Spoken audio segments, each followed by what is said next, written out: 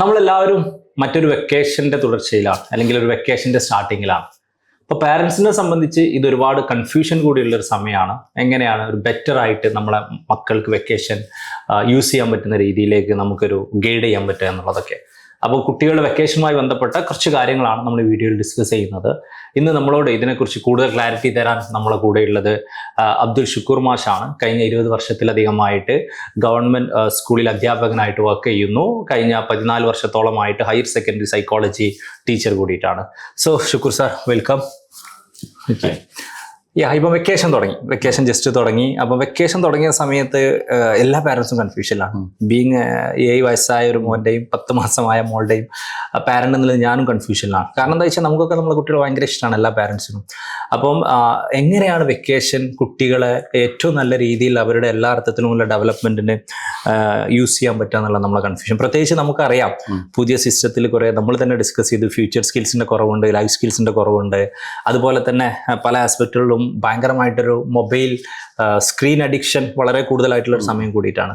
അപ്പോൾ എങ്ങനെയാണ് പാരൻസ് ഈ വെക്കേഷൻ പ്ലാൻ ചെയ്യേണ്ടത്? നമുക്കതിലേക്ക് നോക്കൂ, വെക്കേഷനുകള് എല്ലാ കാലത്തും രക്ഷിതാക്കൾക്ക് കൺഫ്യൂഷൻ ഒരു പ്രതിസന്ധിയായിരുന്നു എന്നാണ് ഞാൻ മനസ്സിലാക്കുന്നത്. പക്ഷേ രക്ഷിതാക്കൾ അതിന് ബ്യൂട്ടിഫുള്ളി മാനേജ് ചെയ്തിരുന്നു. ഓക്കെ, ഞാനൊക്കെ അത്യാവശ്യം അറിയാലോ, എനിക്കൊരു 10 മിനിറ്റിലധികം ഒരു സ്ഥലത്ത് അടങ്ങിയിരിക്കാൻ പറ്റില്ല, അങ്ങനെ എപ്പോഴും ഓടിച്ചാടി നടക്കുന്ന ഒരാളാണ്. അപ്പം എന്നൊക്കെ മാനേജ് ചെയ്തിരുന്നതെന്ന് വെച്ച് കഴിഞ്ഞാൽ, നമുക്ക് കുറേ ചെയ്യാനുള്ള ഉത്തരവാദിത്തങ്ങൾ ഓൾറെഡി അവരിങ്ങനെ ഏകദേശം ഒരു പ്ലാൻ ആക്കി വെച്ചിട്ടുണ്ടാവും. നമ്മൾ ഈ വേനലിലാണ് നമ്മൾ കൊപ്ര വെട്ടുക, അതിനെ എണ്ണാക്കി മാറ്റുന്നത്, അതിൻ്റെ അനുബന്ധ പരിപാടികൾ, പിന്നെ കുറച്ച് കശുവണ്ടി, തോട്ടം, മാങ്ങ. അപ്പോൾ ഇതൊക്കെ ഇങ്ങനെയാണ് മാനേജ്മെൻറ്റ് സിസ്റ്റം. ഇന്ന് നമ്മൾ അതിൽ നിന്നൊക്കെ മാറി കുറേയും കൂടിയും എല്ലാതും വളരെ ഇത് ചെയ്യുന്ന, എന്താ പറയുക, സ്പീഡായ ഒരു കാലത്ത്. ഈ സ്പീഡാണ് യഥാർത്ഥത്തിൽ നമ്മുടെ ഒരു പ്രശ്നം. അപ്പോൾ ഇതിനെങ്ങനെ സ്കെഡ്യൂൾ ചെയ്യണം എന്നുള്ളത് പാരൻസിന് പലപ്പോഴും അറിയുന്നില്ല. കാരണം സ്കെഡ്യൂൾ ചെയ്യണമെങ്കിൽ ഇവരെന്ത് ചെയ്യണം, അത് ഇവരൊന്ന് ഫ്രീ ആയിരിക്കണം. They are busy with their digital device. ഇപ്പം അടുത്തൊരു ദിവസം ഒരു വീട്ടിൽ പോയപ്പോൾ ഒരു കുട്ടി ഇങ്ങനെ പരാതിയായിട്ട് പറഞ്ഞു, എന്താണ് ഉമ്മമ്മയും ആ കുട്ടി തമ്മിൽ തീരെ പോരാ കണക്ഷൻ. 6 വയസ്സ് 7 വയസ്സുകൾ. അപ്പോൾ കുട്ടി പറഞ്ഞതെന്ന് വെച്ചാൽ, ഉമ്മമ്മ എത്ര ചോദിച്ചാലും ഹോട്ട്സ്പോട്ട് തരില്ല. മനസ്സിലായോ? ബാക്കി ആര് കൊടുക്കും, ആൻറ്റിമാര് കൊടുക്കും, ബാക്കിയുള്ളവരൊക്കെ കൊടുക്കും, ഉമ്മമ്മ എൻ്റെ ഹോട്ട്സ്പോട്ട് തരില്ല. അപ്പൊ രസമായിട്ട് നമ്മൾ ഉമ്മമാൻ്റെ അടുത്ത് ചോദിച്ചു, എനിക്കല്ല ഡാറ്റ തികയില്ല. This is the issue. അപ്പൊ ഇത് ചെയ്തിരുന്ന ഈ ഉമ്മമ്മ 6 വർഷം മുന്നത്തെ വെക്കേഷനിൽ പച്ച ഓല കൊണ്ട് തത്തമ്മൻ ഉണ്ടാക്കിയത് അമ്മമാനെ എനിക്ക് ഓർമ്മയുണ്ട്. മനസ്സിലായോ? എന്നിട്ട് എല്ലാ കുട്ടികളും ഇങ്ങനെ ഇരിക്കും. ഇതിൽ എനിക്ക് ഒരു രസകരമായ ഒരു ജസ്റ്റ് ഒരു എക്സ്പീരിയൻസ് ആയിരിക്കണം പറയാനുള്ളത്. നമ്മളാ ഫ്ലഡ് വന്നപ്പോൾ 2 ഫ്ലഡിലും, 18 ഫ്ലഡിലും 19 ഫ്ലഡിലും, എനിക്ക് കുറേ സിസ്റ്റേഴ്സിന് കുറേ മക്കളുണ്ട്. എല്ലാവരും എൻ്റെ വീട്ടിലായിരുന്നു. അന്ന് ഞാൻ മനസ്സിലാക്കിയ ഒരു കാര്യമാണ്, കുട്ടികൾക്ക് ക്യൂരിയോസിറ്റി ഉണ്ടാക്കുന്ന എന്തും ഏത് സംഗതിയും ഇറസ്പെക്റ്റീവ് ഓഫ് ദ ഏജ് കുട്ടികൾ ഇന്ന് വൃത്തിക്ക് ചെയ്യും.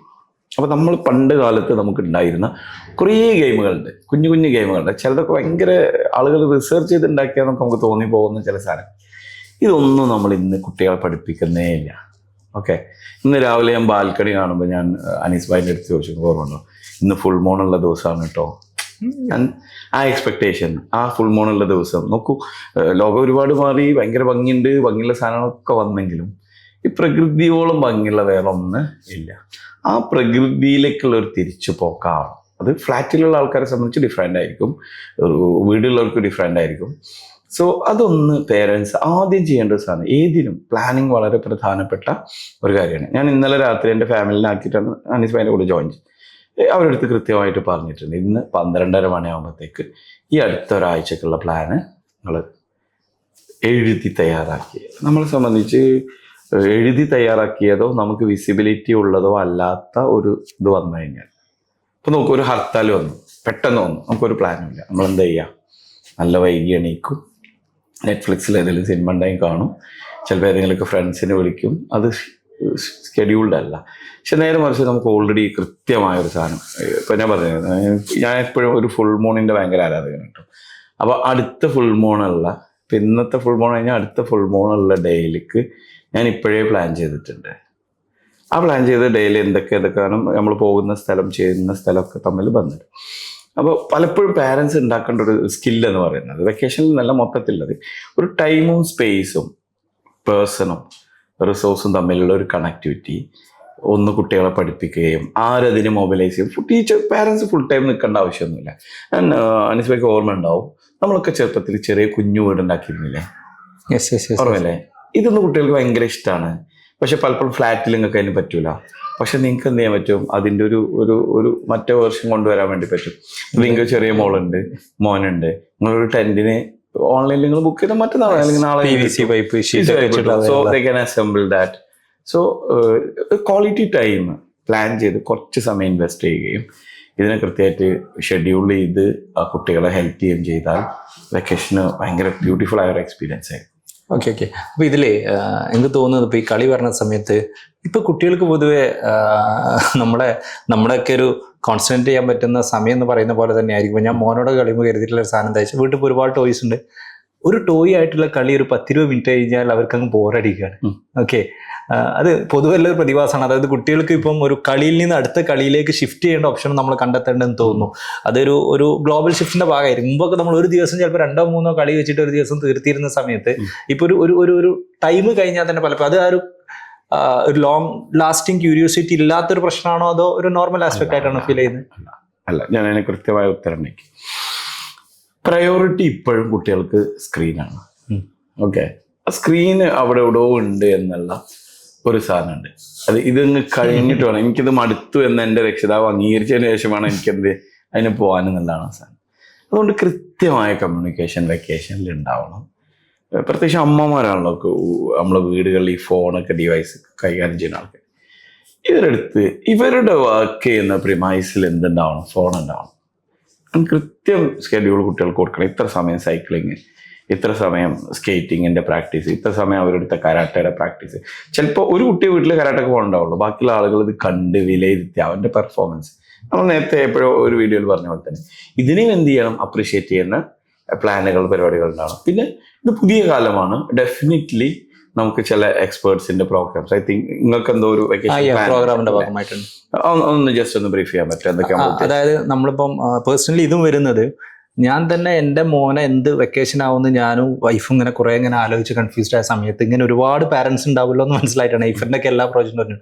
അപ്പം വരുന്ന ദിവസങ്ങള് ഈ ഒരു വെക്കേഷൻ കളറാക്കാം എന്നുള്ളൊരു ആസ്പെക്റ്റ് ആണ് നമ്മളും ഇതിൽ ഉദ്ദേശിക്കുന്നത്. അപ്പോൾ ഇതിലെന്താണെന്ന് വെച്ചാൽ ഒരുപാട് എല്ലാ ദിവസവും കുട്ടികൾക്ക് ടാസ്കുകൾ കൊടുക്കുക, കുട്ടികൾക്ക് കളിക്കാനുള്ള മൾട്ടിപ്പിൾ ഗെയിമുകൾ കൊടുക്കുക, അതിൻ്റെതായ കുറച്ച് ഡീറ്റെയിൽ റിവാർഡിങ് സിസ്റ്റം ഉണ്ടാവുക, കുറച്ച് പാരൻസിനുള്ള സെഷൻ കൊടുക്കുക.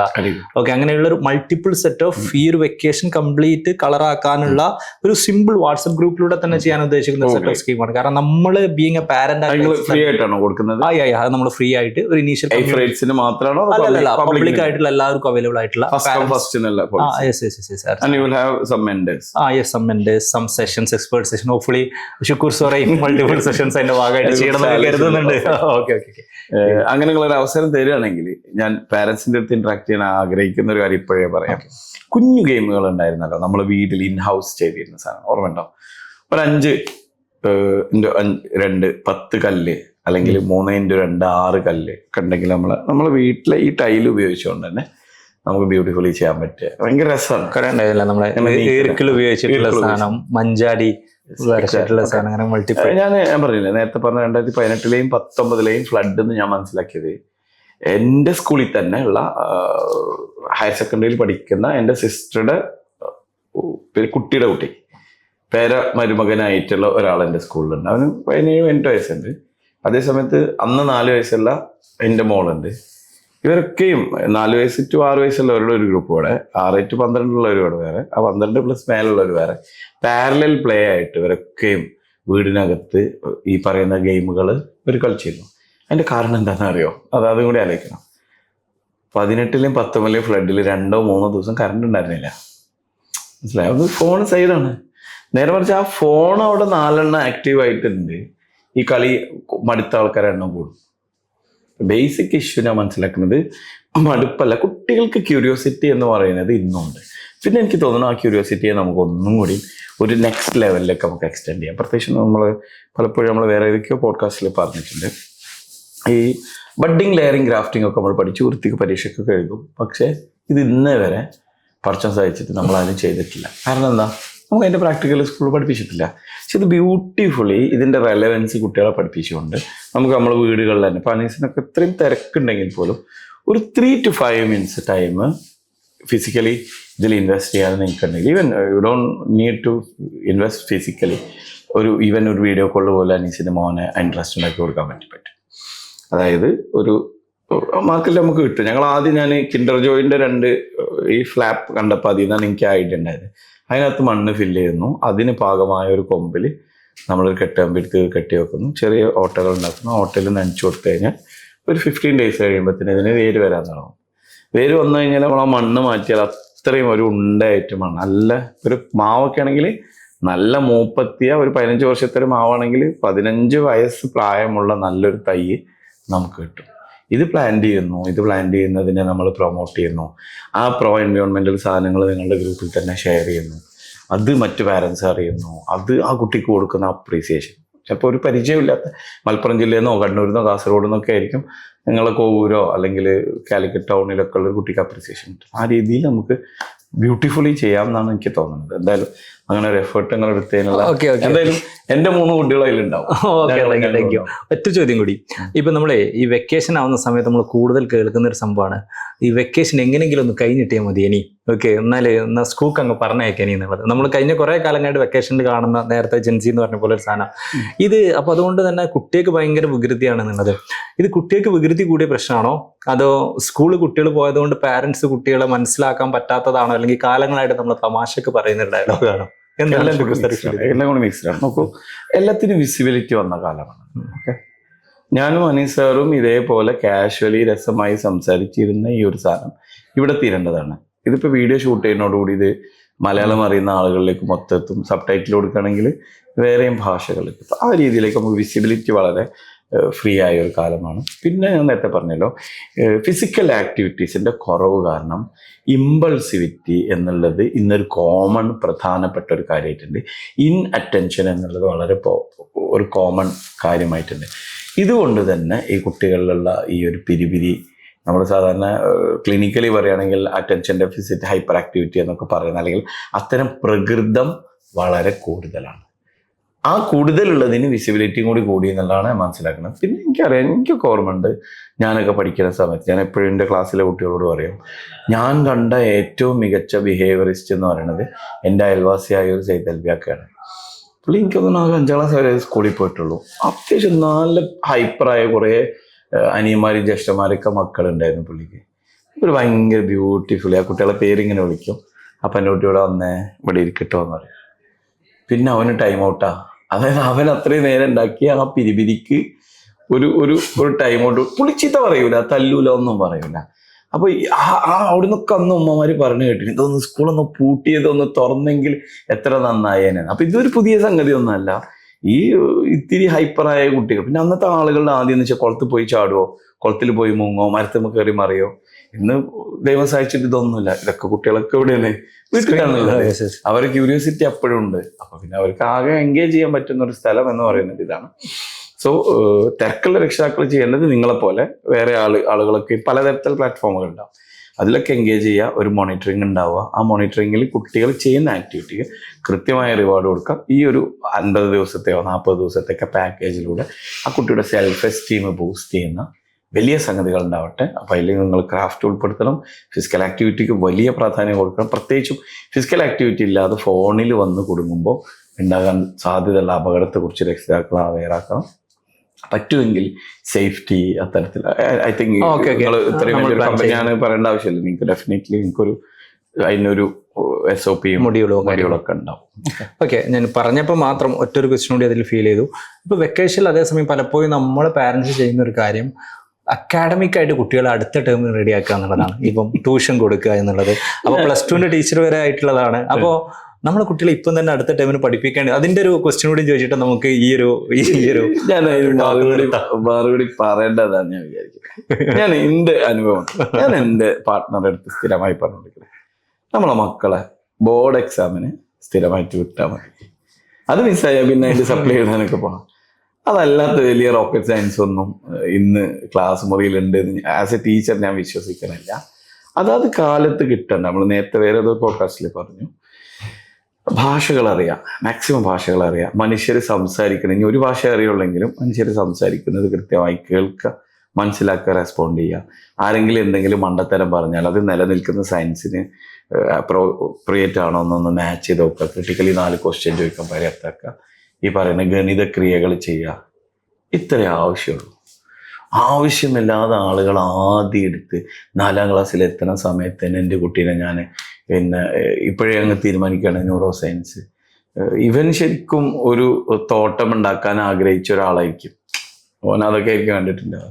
എന്നിട്ട് ഇവനെ പിടിച്ച് പ്രഷർ ചെയ്തിട്ട് പിന്നെ അവസാനം ഇവനൊരു വേട്ടക്കാരനായിട്ടാണ് പുറത്തിറങ്ങുക. ഞാൻ മനസ്സിലാക്കുന്നത് ഈ ഡ്രഗ് കേസുകളിൽ പോലും നിങ്ങൾ ഓരോ കുട്ടിയുടെ അടുത്തും individually as A human being അയാളെ പരിഗണിച്ചുകൊണ്ട് നിങ്ങൾ അയാളുടെ അടുത്ത് സംസാരിക്കുമ്പോൾ അയാളെ സ്വപ്നങ്ങൾ, അത് രക്ഷിതാക്കൾ ശരിക്കും കേൾക്കണ്ട, അയാളെ സ്വപ്നങ്ങൾ തല്ലിക്കെടുത്തിയ രക്ഷിതാക്കൾക്ക് അതിൽ വലിയ പങ്കുണ്ട്. പ്രത്യേകിച്ച് ഞാൻ നേരത്തെ പറഞ്ഞ ഹൈപ്പറായ കുട്ടികൾ, അത് ഹൈപ്പർ ആണെന്ന് മനസ്സിലാക്കി അവരെ ഹൈപ്പർ ആക്ടിവിറ്റിയെ ചാനലൈസ് ചെയ്തില്ലെങ്കിൽ, വൈവിധ്യങ്ങൾ അവർക്ക് കൊടുത്തില്ലെങ്കിൽ അവർക്ക് വേഗം മടുത്ത മനുഷ്യന് പിന്നെ അഭയം കിട്ടുന്നത് ഒന്നെങ്കിൽ സ്പിരിച്വാലിറ്റിയാണ്, അല്ലെങ്കിൽ രണ്ടാമത്തെ നോ ഡൗട്ട് ഡ്രഗാണ്. സ്പിരിച്വാലിറ്റിയിലേക്കൊക്കെ എത്തണമെങ്കിൽ കുറച്ചും കൂടി ഏജൊക്കെ ആവണം. അപ്പോൾ മനുഷ്യരെത്തും. പക്ഷെ അപ്പോഴത്തേക്ക് ഡ്രഗ് കയറിയിട്ടുണ്ടാവും. അപ്പൊ അതുകൊണ്ട് ഇത് വളരെ പ്രധാനമാണ്. വെക്കേഷൻ പ്രോഗ്രാമുകൾ അത് പിന്നെ നിങ്ങൾ മുന്നോട്ട് വെക്കുന്ന ഹാപ്പി സ്കൂൾ തന്നെ ആവണമെന്നില്ല. ഫിസിക്കലി എൻഗേജ് ചെയ്യുന്ന കുറേയും കൂടി ഫിസിക്കൽ സ്പേസിൽ വരുന്നതൊക്കെയും ആവാം. എനിവേ ഒരു സ്കെഡ്യൂൾ കുട്ടികൾക്ക് വേണം, അതിനേക്കാൾ അപ്പുറത്ത് രക്ഷിതാക്കൾക്ക് വേണം. അവരുടെ ഐഡിയയും ലോജിക്കും അതുപോലെ തന്നെ ക്രിയേറ്റിവിറ്റി, പ്രധാനപ്പെട്ട ക്രിയേറ്റിവിറ്റി യൂസ് ചെയ്തുകൊണ്ട് കുട്ടികളെ ഇതിലേക്ക് ഉൾപ്പെടുത്തണം.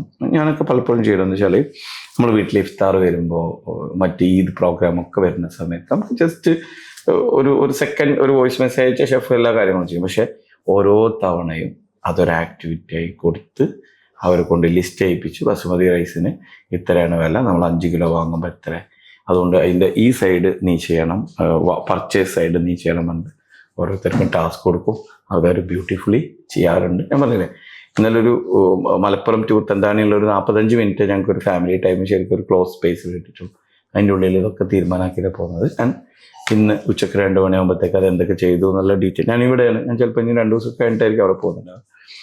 ഈ ഒരു മോണിറ്ററിങ്, എന്നാൽ അവരെ ഇങ്ങനെ ബുദ്ധിമുട്ടാക്കാത്ത ഒരു മോണിറ്ററിങ്ങും ഇത്തരത്തിൽ നിങ്ങളെ പോലുള്ള ആളുകൾ സപ്പോർട്ട് ചെയ്യുന്ന ക്ലാസ്സുകൾ ഒന്ന് അറ്റൻഡ് ചെയ്യുകയും ചെയ്ത് കഴിഞ്ഞാൽ ഒരു അടുത്ത ക്ലാസ്സിലേക്കല്ല, അടുത്ത ഏജിലേക്കുള്ള നമ്മളെ വിദ്യാഭ്യാസം യഥാർത്ഥത്തിൽ പോകേണ്ടത് ഏജ് അപ്രോപ്രിയേറ്റ് ആയിട്ടുള്ള ഉത്തരവാദിത്തത്തിലൂന്നിയുള്ള ഒരു സംഗതിയാണ്. നോക്കൂ, അനീസ് ഭായിയൊക്കെ മിനിമം ഒരു 10-30 പ്രാവശ്യങ്ങളിൽ KCBയിൽ വരി നിന്നിട്ടില്ലേ ബില്ലടക്കാൻ?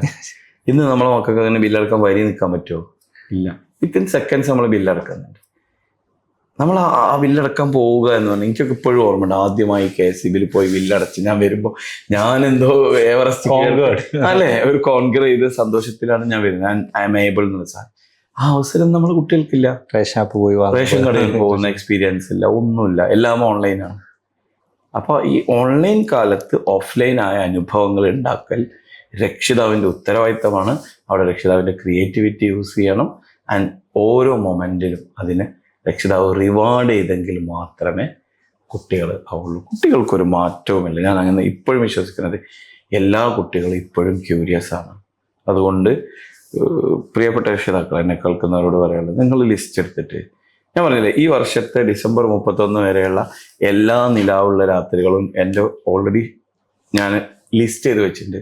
ആ ദിവസങ്ങളിൽ എന്ത് തിരക്കുണ്ടെങ്കിലും ഞാനത് കണ്ടിരിക്കും, എൻ്റെ മക്കളെ കാണിച്ചിരിക്കും. ഞാനവിടെ ഇല്ലെങ്കിൽ എനിക്ക് വേണ്ടി അത് കാണിക്കുന്ന, അത് എക്സ്പ്ലെയിൻ ചെയ്യുന്ന ഓരോ മൂണിനും, നമുക്കറിയാം ഓരോ മാസത്തെ മൂണിനും ഒരു പ്രത്യേകതയും പേരുണ്ട്. ഇത് നമ്മുടെ കുട്ടികൾക്ക് അറിയാതെ അവരിങ്ങനെ യൂട്യൂബ് സ്ക്രോൾ ചെയ്ത് പോകുമ്പോൾ കാണേണ്ട ഒരു കാഴ്ചയല്ല. ഇത് രക്ഷിതാവ് കൂടെ ഇരുന്നിട്ട് ചെയ്യേണ്ടതാണ്. എന്തായാലും എല്ലാ രക്ഷിതാക്കൾക്കും ഒരു മനോഹരമായ ഒരു ഇൻസൈറ്റ്ഫുള്ളായ ആൻഡ് കുട്ടികളോടൊപ്പം അവർ വളരുന്ന, കുട്ടികളിൽ നിന്ന് അവർ ലേൺ ചെയ്യുന്ന, പരസ്പരം അനുഭവങ്ങൾ കൊടുക്കുന്ന ഒരു എക്സ്പീരിയൻഷ്യൽ ലേണിംഗ് ഉണ്ടാവട്ടെ. എന്താ നിങ്ങളെ പേരെന്തേന്നു? എന്ത് കളറാക്കാം? School vacation കളറാക്കാം. അപ്പൊ എല്ലാവരുടെ വെക്കേഷനും കളറാവട്ടെ. എല്ലാ പാരന്റ്സിന്റെയും ഷുക്കൂർ മാഷ് പറഞ്ഞ പോലെ പാരന്റ്സിന്റെയും മക്കളുടെയും വെക്കേഷൻ കളറാവട്ടെ. നമ്മൾ ഒരുപാട് പ്രോഗ്രാമുകളുണ്ട്. അതിൻ്റെ ലിങ്ക് കാര്യങ്ങളൊക്കെ യൂട്യൂബ് വീഡിയോ ഡിസ്ക്രിപ്ഷനിൽ നിങ്ങൾക്ക് കിട്ടുന്നതായിരിക്കും. കൂടുതൽ നമ്മുടെ മക്കളുടെ പഠനവുമായി ബന്ധപ്പെട്ട വീഡിയോസ് കാണാൻ ചാനൽ സബ്സ്ക്രൈബ് ചെയ്തിട്ടുണ്ടെന്ന് ഉറപ്പുവരുത്തുക. എല്ലാവരോടും ഒരുപാട് സ്നേഹം, സന്തോഷം, പ്രാർത്ഥന. Thank you.